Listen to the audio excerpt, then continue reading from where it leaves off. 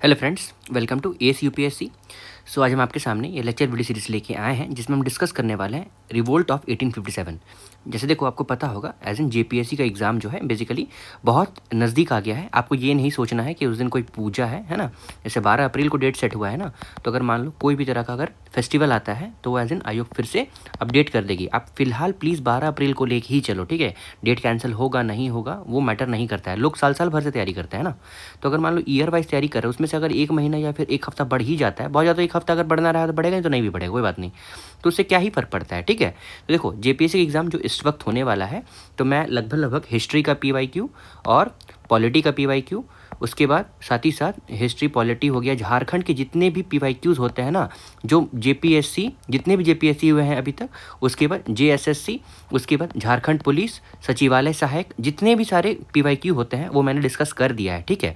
कुछ दिन पहले मैंने एक वीडियो भी लाया था। देखो, रिवोल्ट ऑफ 1857 में दिखा देता हूँ। देखो यहाँ पे एज इन ये था ना कि revolt of Jharkhand detail description है यहाँ पे, ठीक है। तो इसमें ना 1857 में जो रिवोल्ट का जो कुछ पार्ट है वो छूट गया था, मतलब पूरा डिस्कस नहीं हुआ है, ठीक है। लेकिन हाँ, इसमें झारखंड रिलेटेड है ना, जो सारा डिस्कस हो गया है। हजारीबाग में कैसे हुआ था, देवघर में कैसे हुआ है, उसके बाद रामगढ़ में कैसे फैला है, ठीक है। मैंने अच्छे से यहाँ पे आपको समझा भी दिया था। तो यहाँ पे एज इन अगर पैन इंडिया आप देखते हो कि कुछ कुछ ऐसा है कि दिल्ली में क्या क्या हुआ था, तो वो उस वीडियो में नहीं है। तो एज इन आप एक काम करो, यहाँ पे उस वीडियो को देखने के बाद आप इस वीडियो को ज़रूर एक बार देख लेना। इसमें आपको ना डिटेल डिस्क्रिप्शन पता चल जाएगा कि कौन से लीडर ने, जैसे मान लो एंड ऑफ द मतलब जब ये रिवोल्ट ख़त्म हो गया था, दबाया गया था इस रिवोल्ट को, तो बहुत सारी चीज़ जैसे कि वी डी सावरकर ने, जवाहरलाल नेहरू ने, उसके बाद एस एन सेन ने, उसके बाद आरसी मजूमदार ने बहुत कुछ बोला था, ठीक है। तो वो एज आपको पता होना चाहिए, मुझे लग रहा है ना।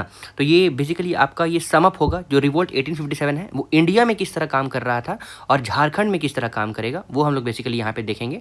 तो अगर मैं बता दूँ, देखो बैकग्राउंड ऑफ द रिवोल्ट है यहाँ पे, ठीक है। उसके बाद पॉलिटिकल कॉज हो गया, इकोनॉमिक कॉज हो गया, ठीक है, ये सब देख लेंगे। सोशल रिलीजियस कॉज हो गया, जैसे ये था ना abolition of Sati, window marriage, इसके कारण भी एक बहुत बड़ा संग्राम छिड़ रहा था। उसके बाद इंपॉर्टेंट कॉज में आप देखोगे एनफील्ड ड्राइवर, देखो सिपाही म्यूटिनी में ये बेसिकली ये का होता है ना, वो कार्टिरेज, उससे जो काव फैट रहता है, पिग फैट रहता है, उसके कारण ये बेसिकली प्रॉब्लम हो रहा था। इतना हो जाएगा ना, फिर मंगल पांडे का यहाँ पे क्या कंट्रीब्यूशन रहा है वो देख लेंगे। उसके बाद मेजर लीडर के बाद हम लोग ना, देखो मैं यहाँ आना चाहता हूँ, झारखंड रिवोल्ट्स इन 1857 जो झारखंड में जो हुआ था ना, वो एक बार फिर से यहाँ पे देख लेंगे, ठीक है। तो यही इस वीडियो लेक्चर का कमांड है, ठीक है। क्या क्या हमें करना है, ये बेसिकली 10 मिनट या मुश्किल से 15 मिनट लगेगा, उसमें आपका कवर अप हो जाएगा, ठीक है। एक बार फटाक से देख लेते हैं। चलो, रिवोल्ट इन 1857 में सबसे पहले रिवोल्ट 1857 में जो था वो एज इन पहला लार्ज स्केल अपराइजिंग देखा गया था, जिसमें एज इन डिफरेंट मासेस, बहुत सारे अलग अलग लोग शामिल हुए थे। जैसे कि सिपाही mutiny by British historian, first war of independence इसको बोला गया है बाय इंडियन हिस्टोरियंस, और इंडियन रिबिलियन ऑफ 1857 भी बोला गया है, ठीक है। तो ब्रिटिश रूल ऑन इंडिया, इसको एज इन किस किस नाम से बोला गया है ये यहाँ पे लिखा हुआ है, ठीक है। रिवोल्ट जो है बेसिकली मतलब लिखा हुआ, मतलब सिपाही म्यूटिनी भी बोला गया है, फर्स्ट वॉर ऑफ इंडिपेंडेंस भी बोला गया है बहुत सारे इंडिपेंडेंट हिस्टोरियन के द्वारा। उसके बाद इंडियन रिबिलियन भी बोला गया है इन 1857। रिवोल्ट जो है बेसिकली बिगिन करता है मिलिट्री म्यूटिनी से एज एन इंडियन सोल्जर, जिसको हम लोग सिपाही बोलते हैं, लेकिन सून ही क्या होता है एज एन मास रिबिलियन, मतलब विद्रोह में फैल जाता है। विद्रोह है किसके द्वारा फैला, मतलब तो किसके द्वारा फैलाया जाता है, मतलब रूलर हो गए, ट्राइबल कम्युनिटी और कॉमन पीपल जो है मेनली इसमें शामिल होते थे। बैकग्राउंड ऑफ द रिवोल्ट आप देखोगे तो, हाँ मैं ये भी बता देता हूँ, ये जो वीडियो लेक्चर जो होगा ना वो बाइलिंगुअल है, ठीक है ना, हिंदी और इंग्लिश दोनों है। इसलिए आप ऐसा नहीं समझना कि सिर्फ हिंदी के बच्चों के लिए, इंग्लिश के बच्चों के लिए, ठीक है। मैं हिंदी में समझाऊंगा ईच एंड एवरी टर्म, मुझे लगता है मतलब हर एक वर्ड को मैं अच्छे से समझा दूंगा, ठीक है। ऐसा कुछ भी नहीं है जो नहीं बताया जाएगा।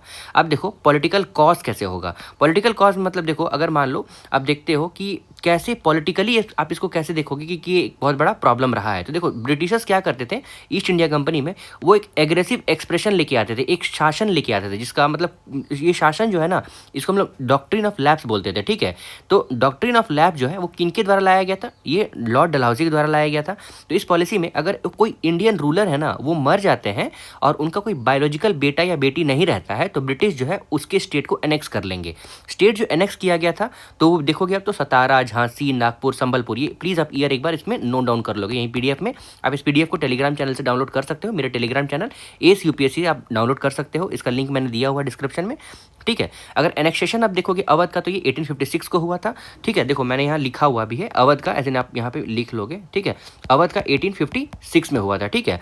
ब्रिटिश अनेक्स करते हैं अवध को और क्लेम करते हैं क्योंकि क्यों अब वो एनेक्स कर रहे हैं, मिस गवर्नमेंट के कारण। बेसिकली आप रिसेंटमेंट देखोगे तो नोबल, सोल्जर और पीजेंट जो है बेसिकली इससे बहुत ज़्यादा दुखी थे, प्रॉब्लम फेस कर रहे थे। इकोनॉमिक कॉज देखोगे 1857 रिवोल्ट का, तो इसमें मेनली आप देखोगे हैवी लैंड रेवेन्यू था। तो मतलब जैसे देखो फार्मर जो है उसको एज एन हाई टैक्स पे करना पड़ता था, जैसे ज़मींदारी सिस्टम हो गया, रैयतवारी सिस्टम हो गया, महलवारी सिस्टम हो गया। महल एज इन क्या है, वो एक लैंड है। ज़मींदारी 1873 को लाया गया था, ठीक है, ये आपको ध्यान रखना होगा। Ryotwari as in Hector Munro के द्वारा लाया गया था। ये सब आपको सब याद रखना है कि ठीक है, कुछ भी आप भूलोगे नहीं, है ना। उसके बाद देखो डिस्ट्रक्शन देखोगे तो बेसिकली किसका डिस्ट्रक्शन हुआ था, तो ब्रिटिश गुड्स जो थे वो बेसिकली यहाँ पे मैन्युफैक्चर होते थे। तो इंडिया में मतलब इंडियन गुड्स जो है यहाँ पे मैन्युफैक्चर होते थे, तो ब्रिटिश गुड्स जो है ना वो बेसिकली इंडिया पहुँच रहे थे, क्योंकि इंडिया वाले तुम्हें तो बनाया ही नहीं जा रहा था ना, बनाने दिया ही नहीं जा रहा था, क्योंकि बहुत ज़्यादा टैक्स लिया जा रहा था। तो फिर decline of textile industry Bengal में देखा गया था।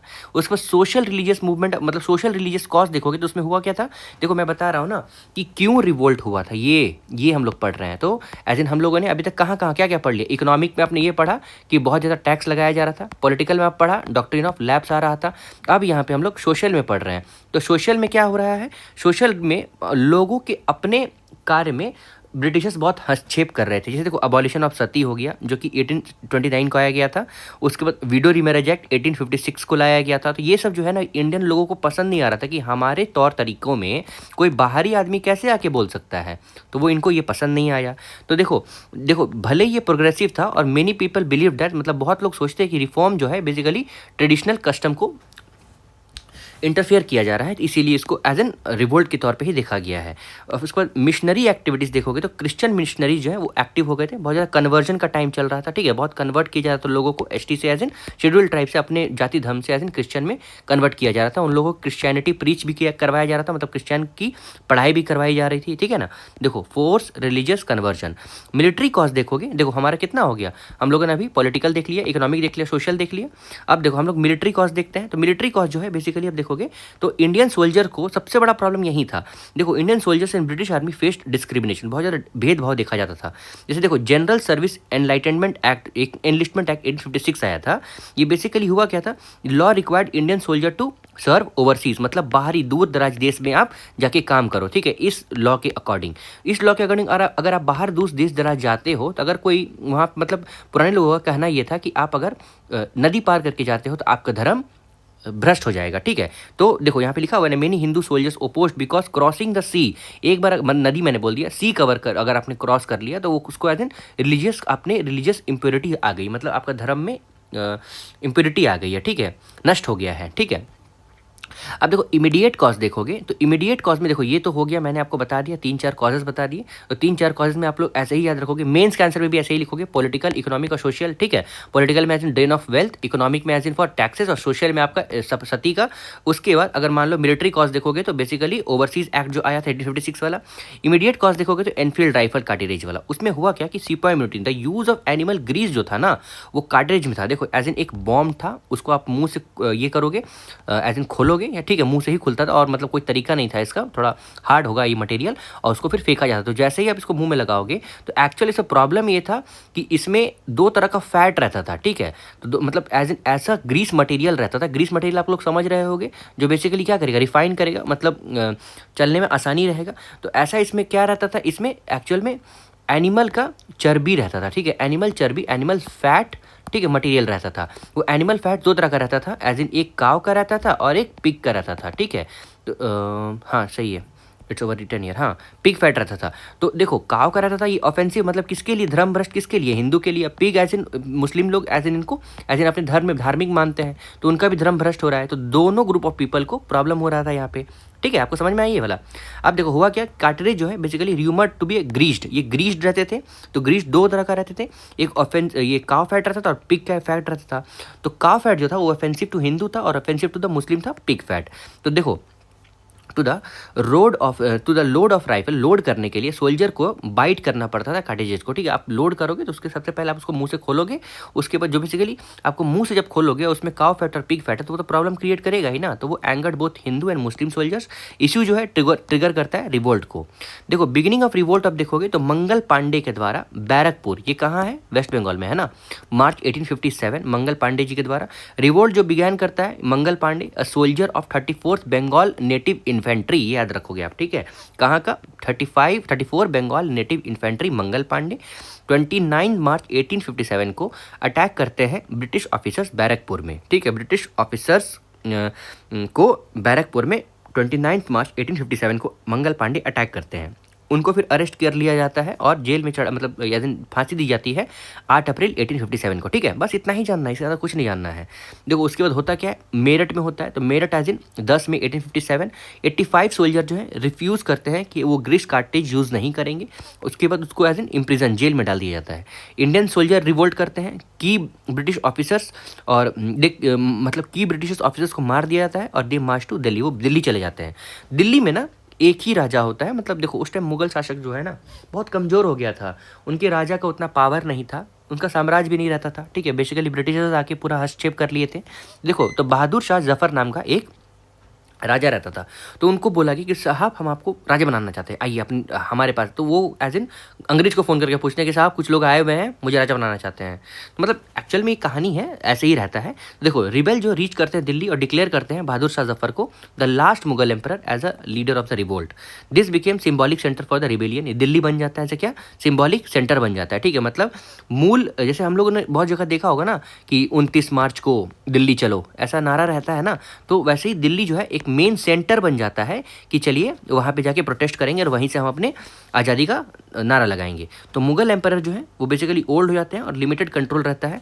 तो दिल्ली जो है बेसिकली ब्रिटिश रिकैप्चर करते हैं सितंबर 1857 को, ठीक है। तो हम लोगों ने क्या क्या पढ़ा, देखो बैरकपुर में सबसे पहले किया जाता है एज इन मंगल पांडे के द्वारा, मंगल पांडे जी है ना, तो मंगल पांडे जी के द्वारा बैरकपुर में एज इन, ये कौन थे, ये 34th बंगाल नेटिव इन्फेंट्री के एज इन सोल्जर थे। तो 29 मार्च अब याद रखोगे, ठीक है। ये उनको एज इन सूली पे चढ़ाया जाता है 8 अप्रैल। तो 8 अप्रैल और 29 मार्च, ईयर तो सेम ही रहेगा, 1857 है ना। 29 मार्च एंड 8 अप्रैल हो गया। उसके बाद आप नीचे आते हो तो सितंबर, तो यहाँ मार्च हो गया, अप्रैल हो गया, तो ठीक है 29 मार्च 8 अप्रैल और यहाँ पे सितंबर को क्या होता है, ब्रिटिशर्स फिर से रिकैप्चर कर लेते हैं। मतलब आपको समझ में आ रहा होगा कि यहाँ पे बेसिकली ये कुछ महीनों का चला फिर खत्म हो गया।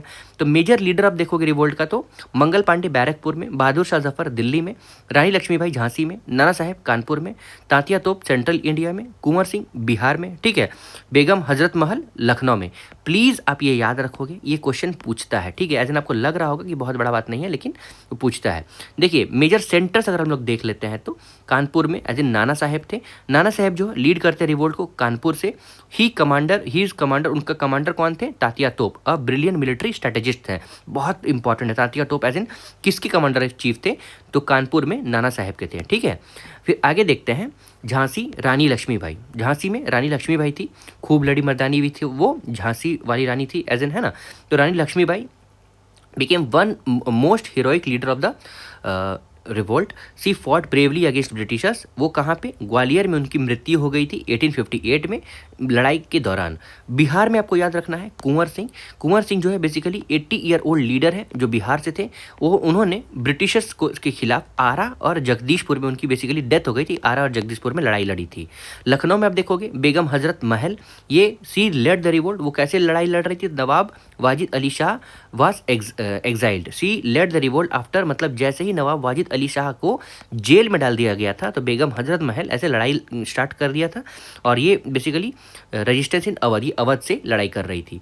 तो आप लड़ाई देखोगे मतलब रिवोल्ट जो है बेसिकली मेजर रीजन में दिल्ली, कानपुर, लखनऊ, झांसी, ग्वालियर, बिहार और बरेली है। हाउएवर मेनी रीजन जो है वो अभी लॉयल रहते हैं। कौन सा, जैसे कि बहुत ज़्यादा पॉश एरिया जो है ना, वो जिसमें ब्रिटिश शासक मेनली जहाँ से शासन करते थे, जैसे पंजाब हो गया, बंगाल हो गया, बॉम्बे हो गया, मद्रास हो गया, तो यहाँ से लोग जो है ना उतना शामिल नहीं हुए। इन लोग का कहना था कि ब्रिटिशर्स आए हैं हमें डेवलप करने के लिए, तो हम लोग क्यों लड़ाई करें। उसके बाद एक और थॉट प्रोसेस था कि बेसिकली लो क्लास के लोग लड़ाई कर रहे हैं तो हम हम लोग कैसे जाएंगे लड़ने के लिए, ये सब एक प्रॉब्लम था, ठीक है। उन लोगों का कहना था britishers came here to teach us, तो वो हुआ था। जैसे देखो की प्रोस्पेक्टिव, देखो यहाँ पे ना थोड़ा कुछ मिसिंग भी है यहाँ पे। जैसे देखो वी डी सावरकर है, ठीक है, वी डी सावरकर जी के द्वारा क्या बोला गया, ये फर्स्ट वार ऑफ इंडिपेंडेंस है, ठीक है। उसके बाद जवाहरलाल नेहरू, जेएल नेहरू के जी के द्वारा क्या बोला गया, तो जवाहरलाल नेहरू ने बोला ये बेसिकली फ्यूडल अपराइजिंग है, ठीक है। देखो ये पूछा जाता है, ठीक है, आप प्लीज़ ध्यान रखोगे, पूछा गया है। फिर डॉक्टर एस.एन. सेन, इनके द्वारा क्या बोला गया है, डॉक्टर एन.एस. उन्होंने बोला started a fight for religious but concluded as a war independence, ठीक है। तो वॉर जो है वो स्टार्ट किया गया था एज अ रिलीजियस, धर्म के नाम पे, ठीक है, लेकिन start as a but concluded as a war of independence, ठीक है। ये आपको ध्यान रखना होगा फ्रेंड, ठीक है। मैं इसलिए यहाँ लिख दे रहा हूँ, ये आपका नोट का पार्ट हो गया, नहीं तो मैं उतना लिखता नहीं हूँ, क्लियर आपको दिख रहा होगा। आरसी मजूमदार क्या बोलते हैं, देखो आरसी मजूमदार कहते हैं कि ये basically neither first nor national,